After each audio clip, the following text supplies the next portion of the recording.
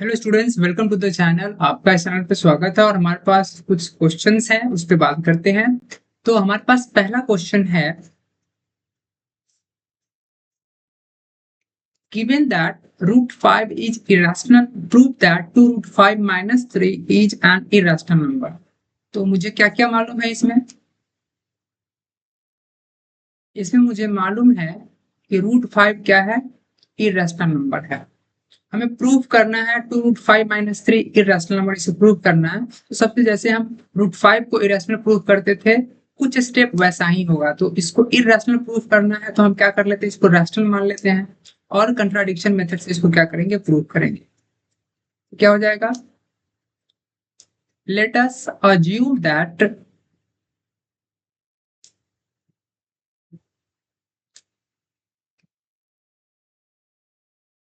2 root 5 minus 3 is a rational number. क्या हो जाएगा, ये तो रैशनल नंबर है। अगर ये रैशनल नंबर है तो पी बाटा क्यू के फॉर्म में लिखा जा सकता है। then it can be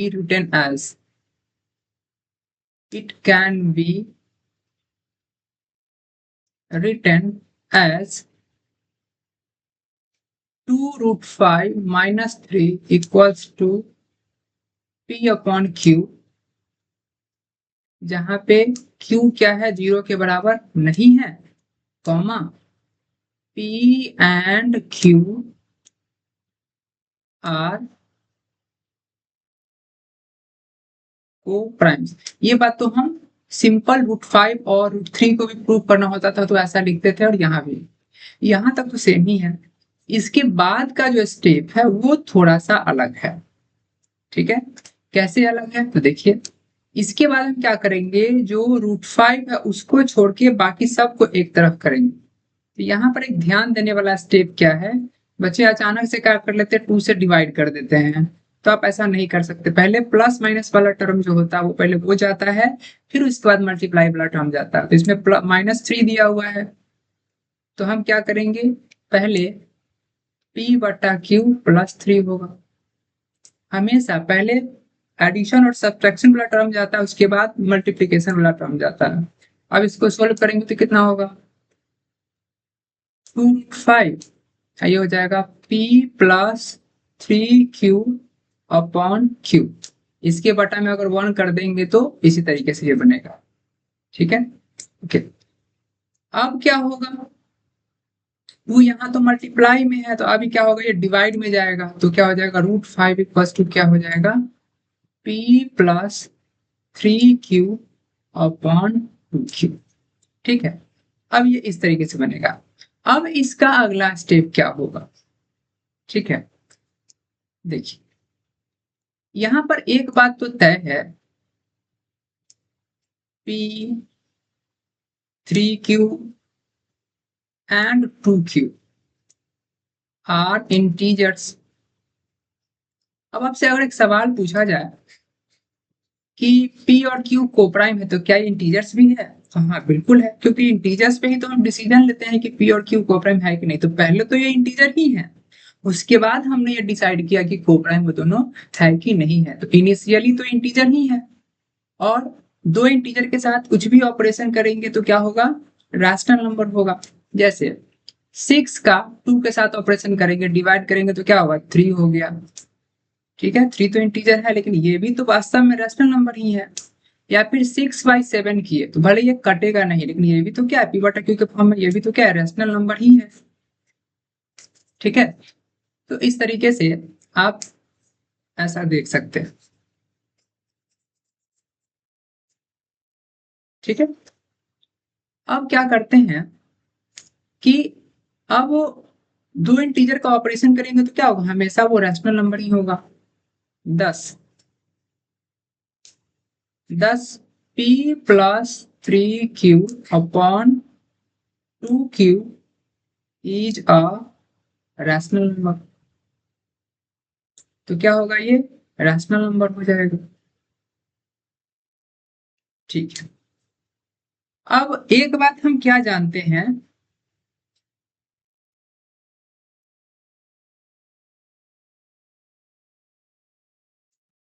अब एक बात हम क्या जानते हैं पहले से, क्या दिया हुआ है कि जो √5 है वो इरेशनल नंबर दिया हुआ है, but it is given that √5 is an irrational number। अब ये इरेशनल नंबर है तो बताइए कि ये कैसे पॉसिबल हो सकता है कि जो इरेशनल हो वो रैशनल के बराबर हो जाए? ये तो पॉसिबल हो ही नहीं सकता है। ठीक है, इसीलिए हम क्या लिखेंगे यहाँ पर? यहाँ पर लिखेंगे therefore √5 is not equal to p plus 3q upon 2q। इसका मतलब हुआ कि पहले तो हम इक्वल कह रहे थे, अब इक्वल हम कह रहे हैं कि दोनों, एक इरेशनल है एक रैशनल, दोनों इक्वल हो नहीं सकता है। तो अब हम क्या कह रहे हैं कि ऐसा तो पॉसिबल ही नहीं है 10 आवर। इसका मतलब है कि मेरे अजम्पशन में ही गलती है। इसका मतलब क्या है कि हमारा अजम्पशन ही क्या है, तो रॉन्ग है, गलत है। ठीक है, हेंस क्या हो जाएगा, 2√5 minus 3 is an irrational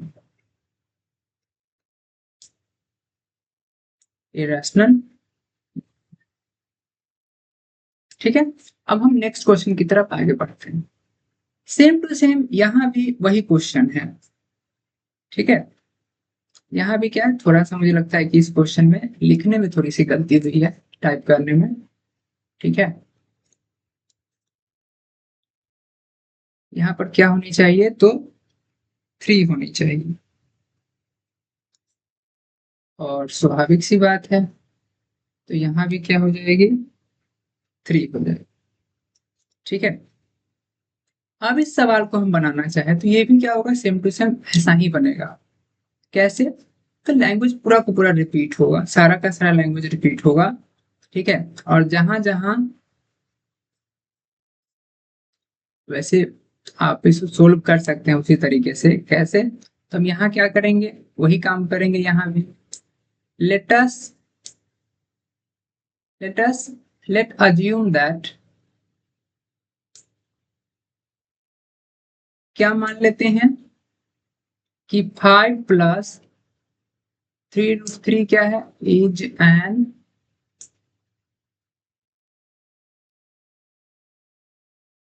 irrational number. इसको क्या कर लेते हैं हम लोग, इरेशनल नंबर मान लेते हैं। ठीक है, इरेशनल नंबर मान लेंगे तो क्या होगा, इसका मतलब, सॉरी, इरेशनल नंबर मानेंगे, इरेशनल तो हमको प्रूफ ही करना है। ठीक है, इसको क्या कर लेते हैं, हम रैशनल मानेंगे। इसको क्या कर लेते हैं, रैशनल मान लेते हैं। अब रैशनल मान लेंगे तो क्या होगा, इसको कैसे लिखा जा सकता है, पी बटा क्यू के फॉर्म में तो लिखा जा सकता है। Then it can be written as 5 plus 3√3 equals to p upon q, where q is not equal to 0, p comma q are coprimes. तो क्या होगा, ये कोप्राइम्स होगा। यहां से फिर क्या हो जाएगी, हमारी स्ट्रैटेजी बदल जाएगी। अब हमको क्या करना है, रूट वाले पोर्शन को एक तरफ रखना है और बाकी को दूसरी तरफ। अब हम यहाँ पे क्या करें, पहले हम बताए थे कि पहले प्लस माइनस वाला टर्म जाता है, तो ऐसा करते हैं, +5 को पहले उधर भेज देते हैं। 3√3 इक्वल टू क्या हो जाएगा, p/q माइनस 5 हो जाएगा। अब इसको सोल्व करेंगे तो कितना होगा, 3√3 इक्वल टू हो जाएगा p-5q अपॉन q हो जाएगा। ये मैंने कैसे लिखा, तो p अपॉन q -5/1 Q और 1 का एलसीएम क्या होगा? Q होगा। Q से Q में डिवाइड करेंगे तो 1, 1 से P में मल्टीप्लाई करेंगे तो P, 1 से Q में डिवाइड करेंगे तो Q, Q से 5 में मल्टीप्लाई करेंगे तो 5Q। ठीक है, तो इस तरीके से हम क्या कर सकते हैं, इसको बना सकते हैं। ठीक है, okay. अब देखते हैं आगे। उसके बाद हमने कहा था, उसके बाद मल्टीप्लीकेशन वाला टर्म जाएगा उस तरफ। क्या हो जाएगा? 3 मल्टीप्लाई में उधर जाएगा तो क्या हो जाएगा? 5p minus 5q upon 3q। फिर वही कहानी हेयर, यहाँ पर क्या है? यहाँ पे क्या है? p comma minus 5q and 3q and 3q are integers। अब ये इंटीजर्स है तो स्वाभाविक सी बात है, इस सब का जो ऑपरेशन होगा वो क्या होगा? रैशनल नंबर होगा। 10p minus 5q upon 3q is a rational number.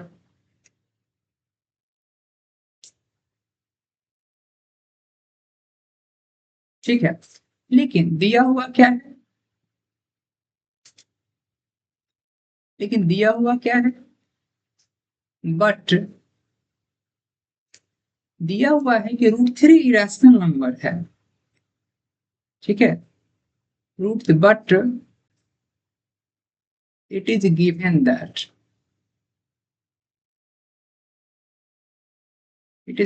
that √3 is an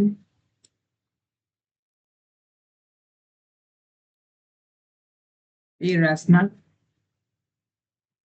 number।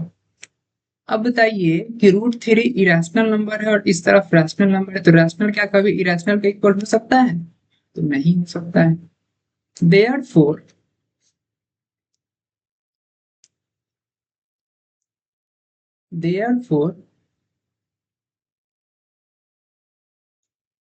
√3 is not equal to p minus 5q upon 3q। इसका मतलब है कि हमारे अजम्पशन में ही गलती है। 10 our assumption is wrong.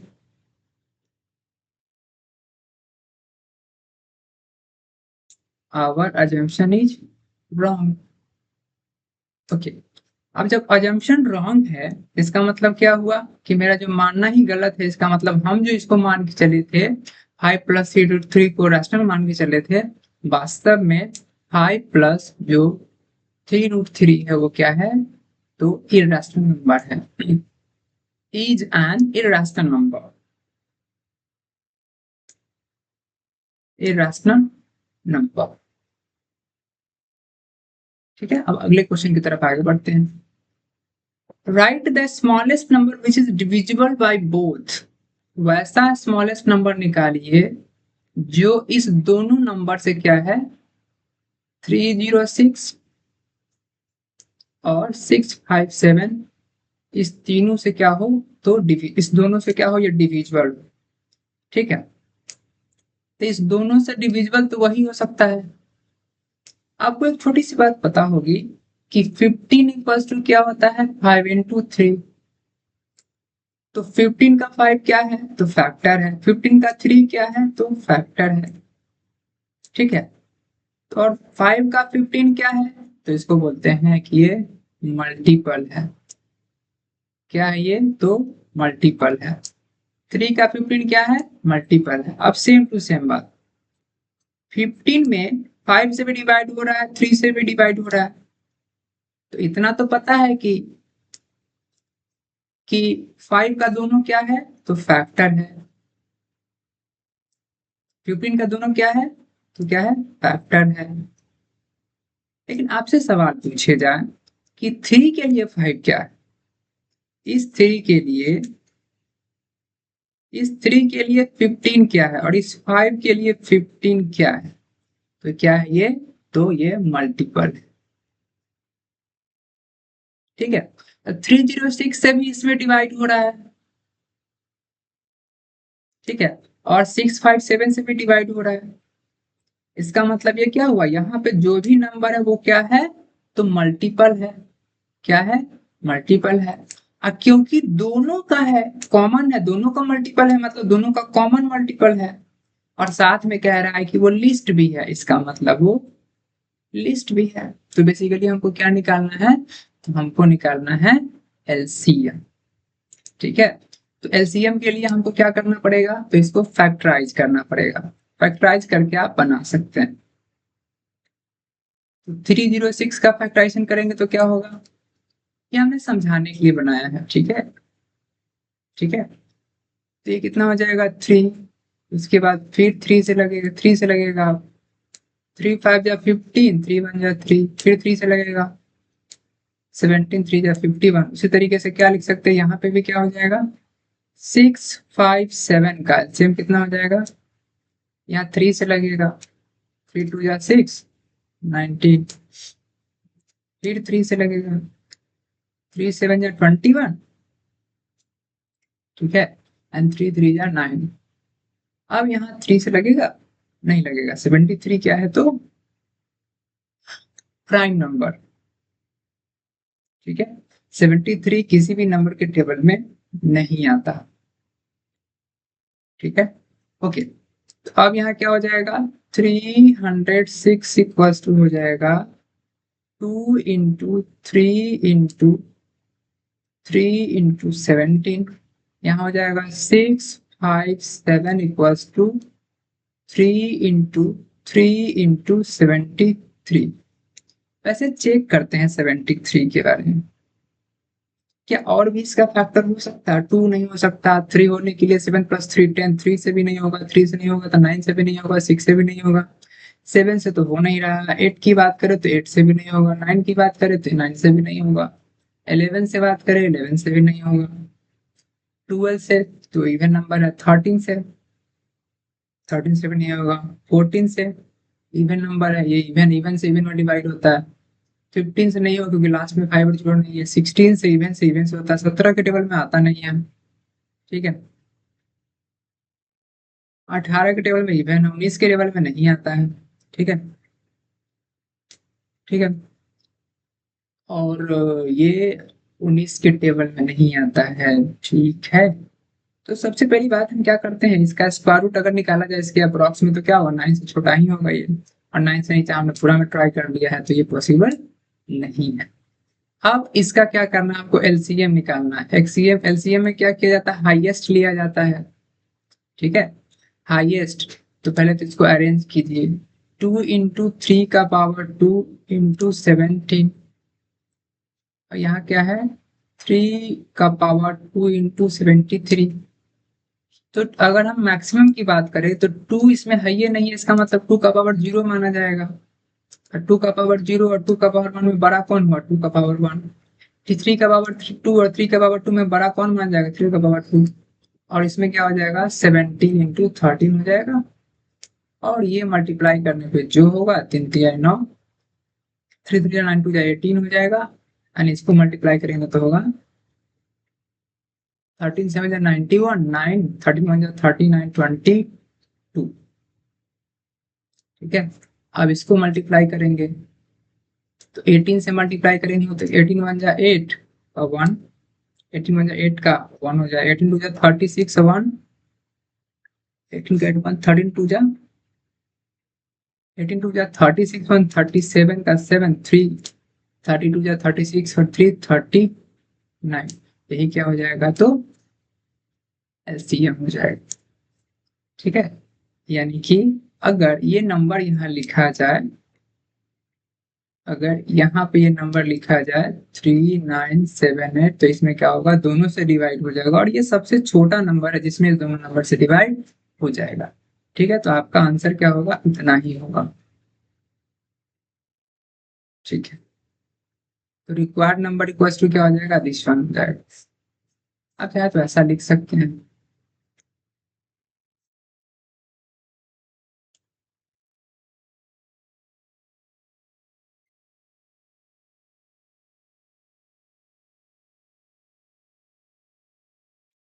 Required number equals to क्या होगा 3978। नेक्स्ट क्वेश्चन है 144 cartons of cake cans and 19 cartons of Pepsi cans are to be stacked in a canteen। एक कैंटीन के स्टैक में बहुत सारे स्टैक है, एक ही साइज का स्टैक है, ठीक है, बहुत सारा ऐसा स्टैक है, ठीक है, उसमें रखा जाना है, एक ही जैसा है, ठीक है,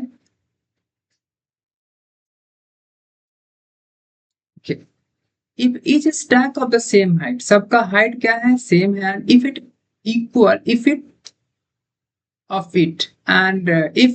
equal contains cartons of same drink। अगर सारे के सारे जो है उसमें, अगर इसमें कोक का कैंस है तो सिर्फ कोक का ही रहेगा, पेप्सी का है तो पेप्सी का ही रहेगा, यानी कि एक स्टैक में दो टाइप का रहेगा भी नहीं। तो what would be the greatest number of cartoons each stack would have, तो सबसे ज्यादा कार्टून कितने का होगा जो सारे के सारे स्टैक में इक्वली रखा जा सकता है। What would be the greatest number of cartoons each stack would have, her stack में सबसे ज्यादा कितना कार्टून होगा, कितना कार्टून होगा, ठीक है। तो क्या है, कोक का 144 कार्टून है, पेप्सी का 90 कार्टून है, ठीक है।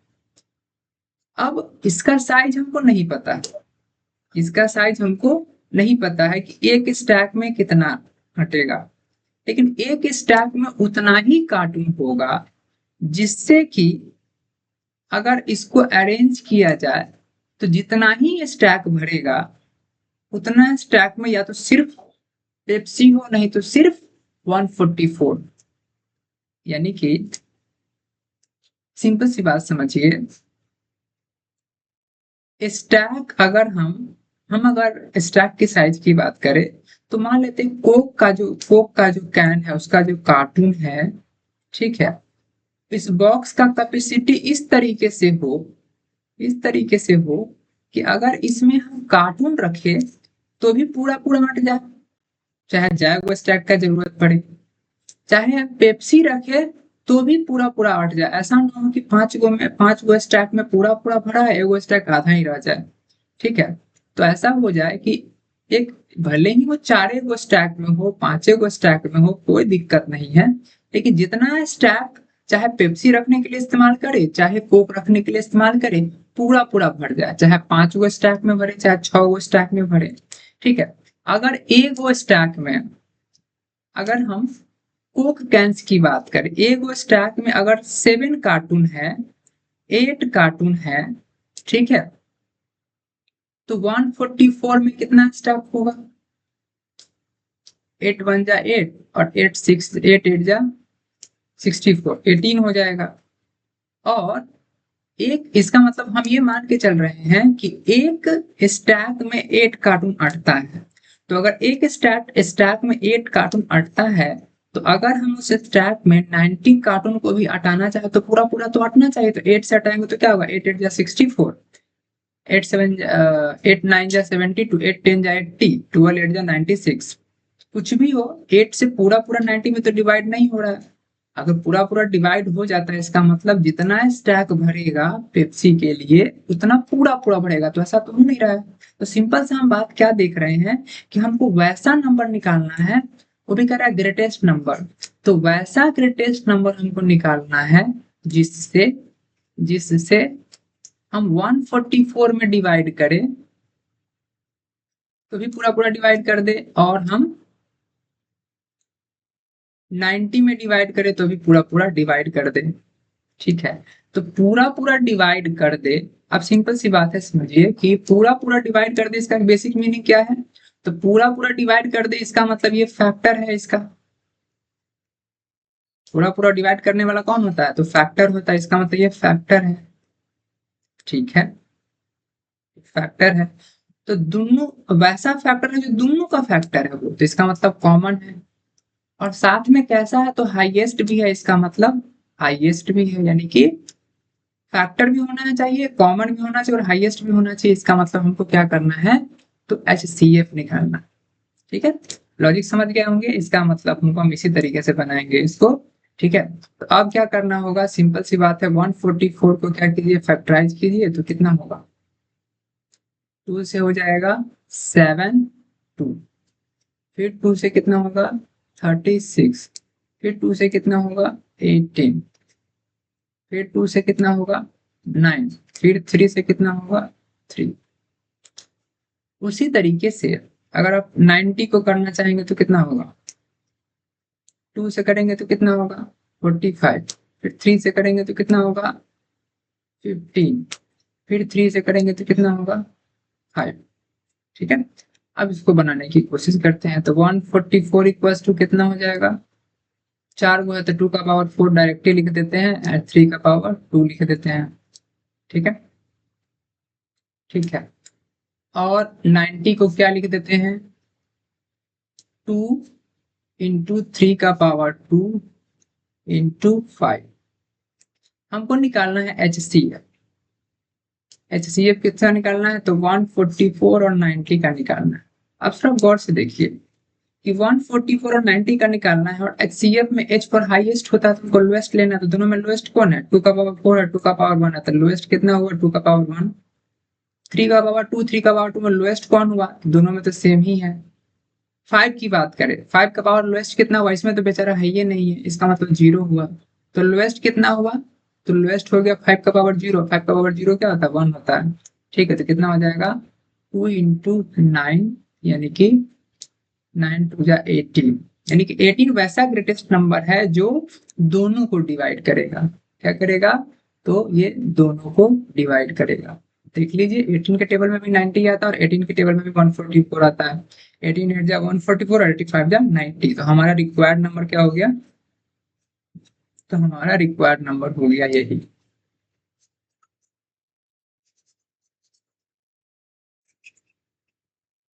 ठीक है, तो हमारा रिक्वायर्ड नंबर क्या हो गया,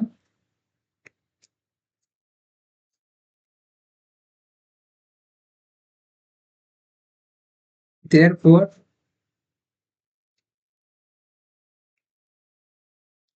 therefore रिक्वायर्ड नंबर कितना हो जाएगा, रिक्वायर्ड नंबर ऑफ कार्टून, चाहे रिक्वायर्ड नंबर सीधा लिख सकते हैं, कितना हो जाएगा 18। ठीक है, तो आप छोटी छोटी बातों को समझ सकते हैं। ओके, हाँ ये क्वेश्चन है,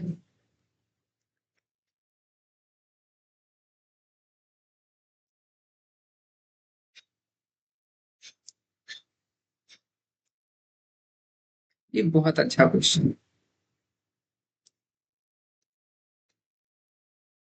ठीक है, आप समझिए कैसे बनेगा ये। यहाँ देखिए,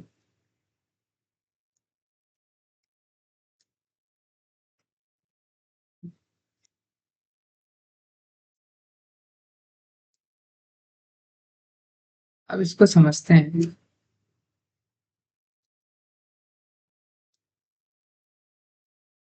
ठीक है, अब यहाँ क्या हो सकता है, 3 बेल्स टोल्ड टुगेदर, 3 बॉल क्या एक साथ बजता है, 3 वो बेल है। ठीक है, कुछ इस तरह से बेल होगा, घंटी इसमें बीच में लटका हुआ रहता है। ठीक है, चाहे इलेक्ट्रिक का बेल होगा, जो भी हो, हम नॉर्मल जो घंटी होता है हम उसी का फोटो बना रहे हैं। ठीक है, इसमें बेल लटका हुआ है, जो मंदिर वगैरह में रहता है वैसा बेल। ठीक है, ये क्या होता है, तो एक बार टन आता है।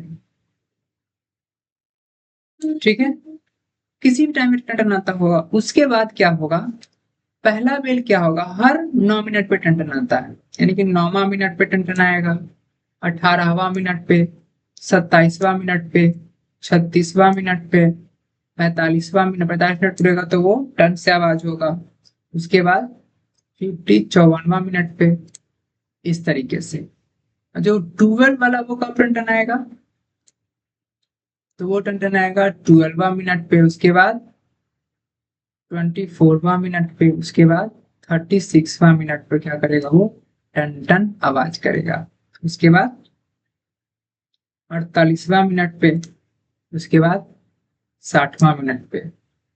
ठीक है, ओके, अब जो तीसरा घंटी है वो क्या होगा, 15वां मिनट पे, उसके बाद 30वां मिनट पे, उसके बाद 45वां मिनट पे, ठीक है, उसके बाद 60वां मिनट पे, ठीक है।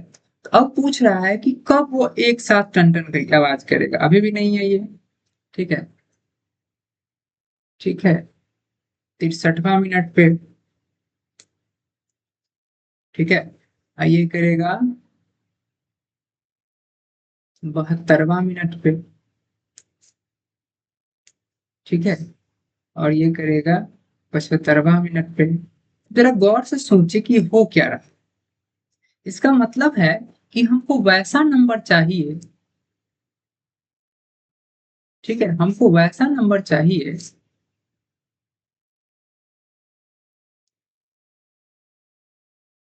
जो इस तीनों के टेबल में आता हो। 9, 12 और 15 इस तीनों के टेबल में आता होगा। हमको वैसा नंबर चाहिए, हमको वैसा नंबर चाहिए जो 9 के टेबल में भी आता है, 12 के टेबल में भी आता है, 15 के टेबल में भी आता है।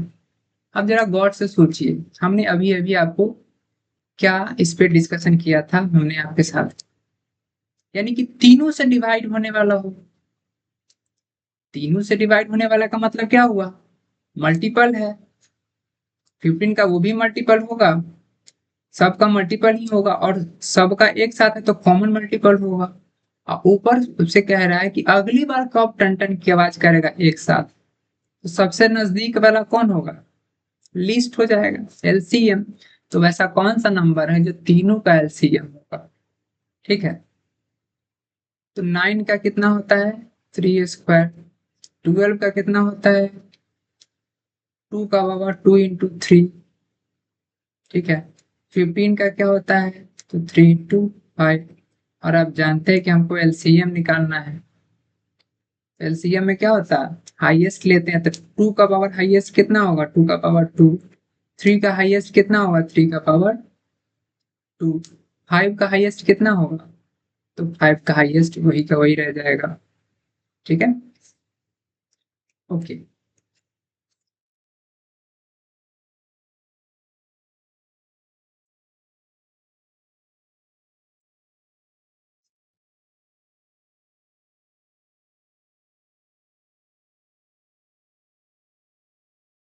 ठीक है, अब क्या हो जाएगा यहाँ पे, देखिए, अब इसको सॉल्व करेंगे तो कितना होगा, 4 × 9 × 5, तो ये हो जाएगा 180 हो जाएगा।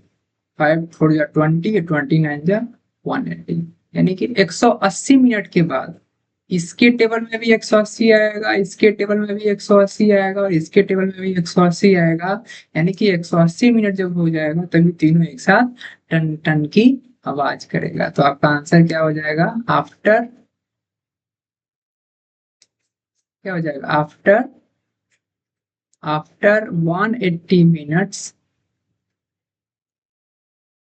They will next toll together. ये हमारा क्या हो जाएगा, आंसर हो जाएगा। नेक्स्ट क्वेश्चन क्या है, चेक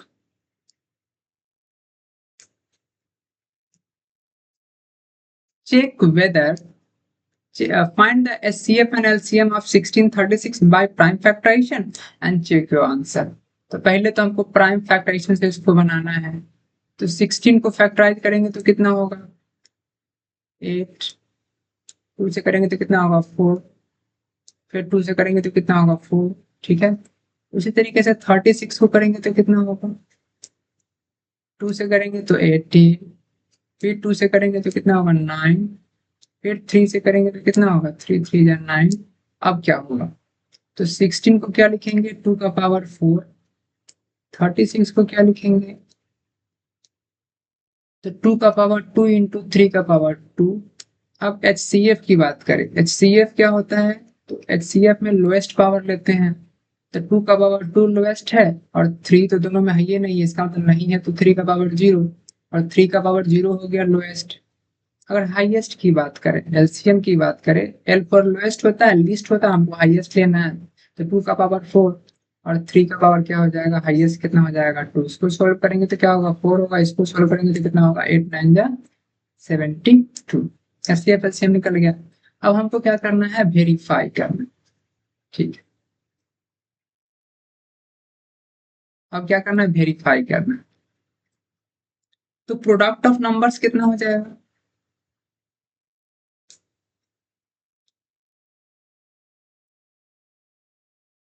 प्रोडक्ट ऑफ नंबर्स क्या हो जाएगा, 16 इंटू 36 कितना हो जाएगा, 69। 16 6 96, 69 हो गया, 16 3 48, 48 और 9, 16 6 6 9 हो गया, 16 3 48 और 9 576। ओके, एंड HCF गुना LCM कितना होगा, HCF कितना 4 है और 72 है।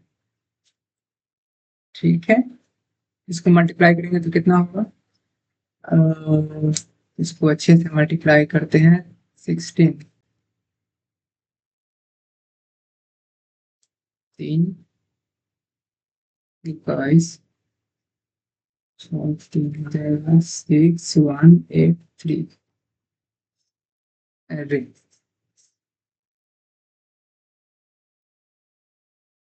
कितना हो जाएगा, 36 675। ठीक है,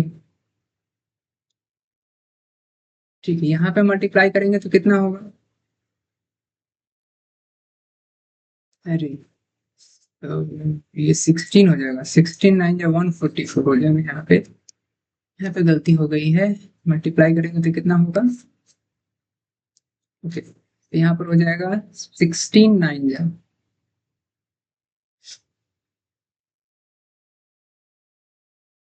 144 हो जाएगा। ठीक है, अब क्या करेंगे, यहाँ पे 144 से मल्टीप्लाई करेंगे।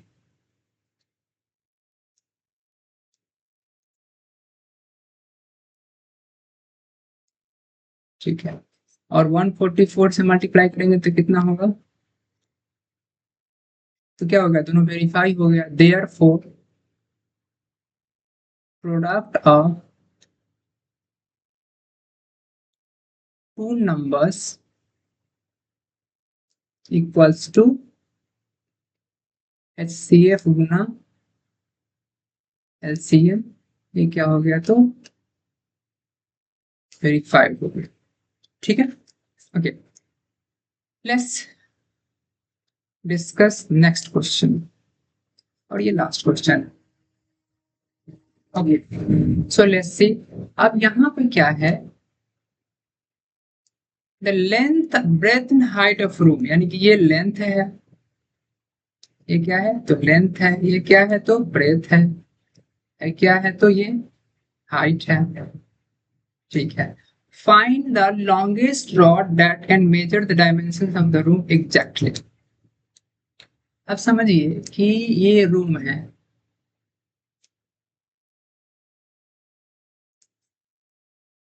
ये क्या है, तो रूम है,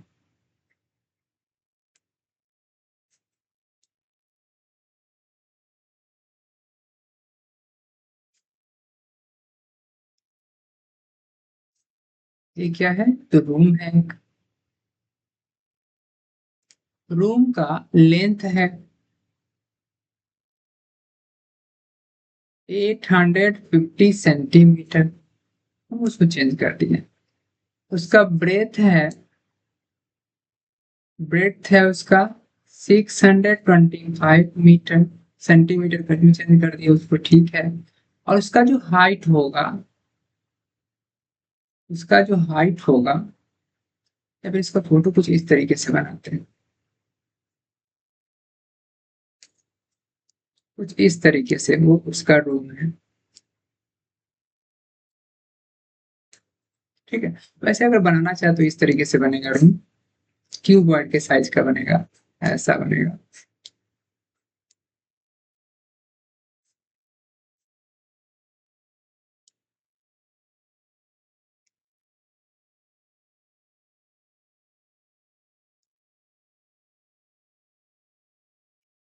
ठीक है, तो ये जो नीचे का जो डायमेंशन है वो लेंथ ब्रेथ है, ये क्या है तो ब्रेथ है, ये क्या है तो लेंथ है, और ये क्या है तो हाइट है। तो हाइट कितना दिया हुआ है 4 मीटर 75 सेंटीमीटर। ब्रेथ कितना दिया हुआ है 6 मीटर 25 सेंटीमीटर। और लेंथ की बात करें तो कितना दिया हुआ है 8 मीटर 50 सेंटीमीटर। अगर इसको चेंज करेंगे तो कितना होगा 475 सेंटीमीटर, ये हो जाएगा 625 सेंटीमीटर, और ये कितना हो जाएगा 850 सेंटीमीटर। अब क्वेश्चन ये है, अब वैसा रॉड का लेंथ बताइए, आप वैसा रॉड का लेंथ बताइए। ठीक है,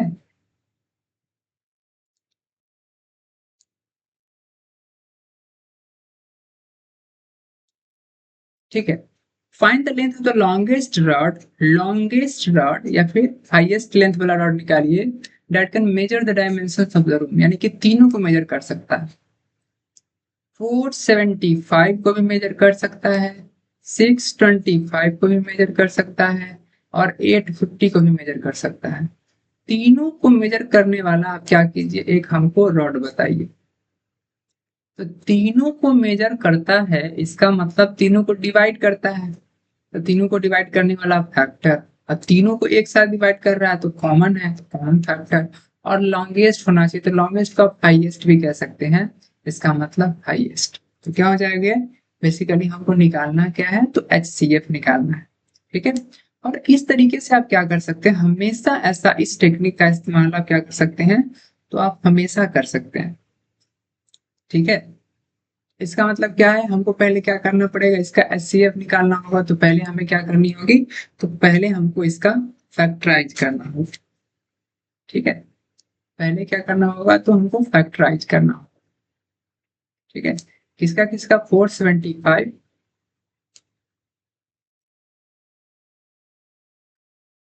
ठीक है, उसके बाद किसका करना होगा 625, और है 475, 475। ठीक है, अब इसका क्या होगा, 2 से तो होगा नहीं, पहले 5 से ही शुरू होगा। ठीक है, ओके, 3 से होगा क्या, नहीं 3 से नहीं होगा।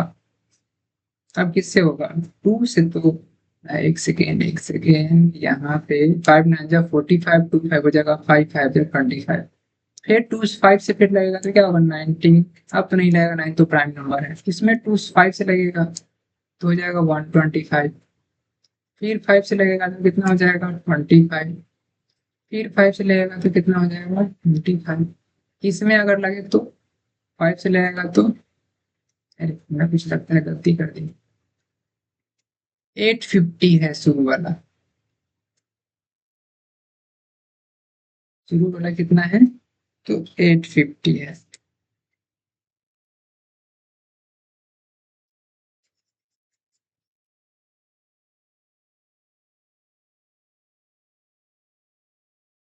ओके, इसको पहले कंप्लीट कर लेते हैं।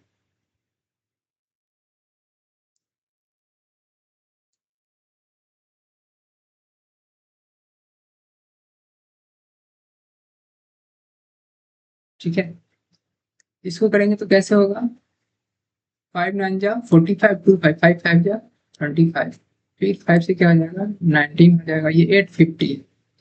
2 से करेंगे तो क्या होगा 425, अब तो लगेगा नहीं, 2 से सीधा 5 से लगेगा, 3 से भी नहीं लगेगा।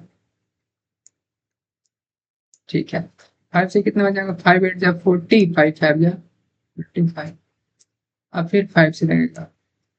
ठीक है, 17 हो जाएगा, 17 प्राइम नंबर है तो काम इसका भी खत्म। 850 को क्या लिख सकते हैं, 2 × 5 का पावर 2 × 17। 625 को क्या लिख सकते हैं, 5 का पावर 4। उसके बाद 475 को क्या लिख सकते हैं,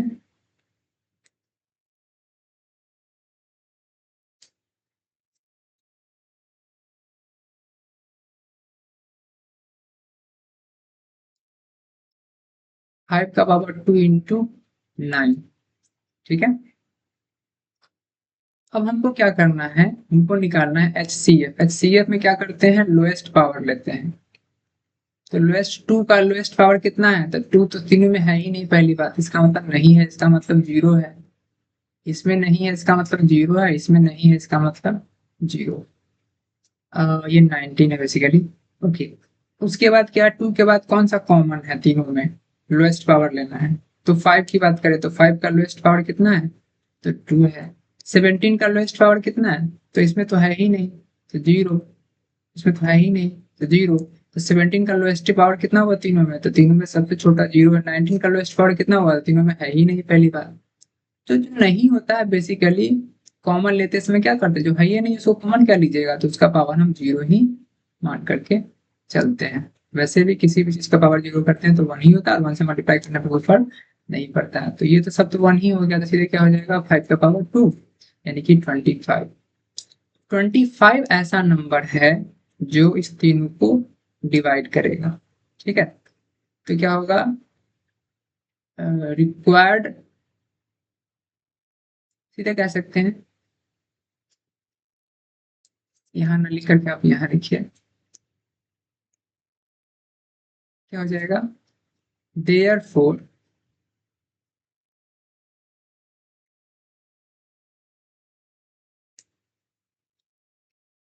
length of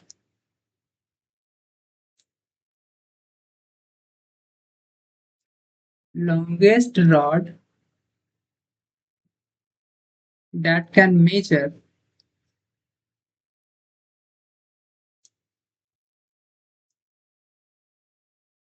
that can measure the dimensions of the room equal to कितना हो जाएगा, 25 सेंटीमीटर हुआ, क्योंकि सारा का सारा क्या था, हमने सेंटीमीटर में उसको चेंज कर दिया था, ठीक है। ओके,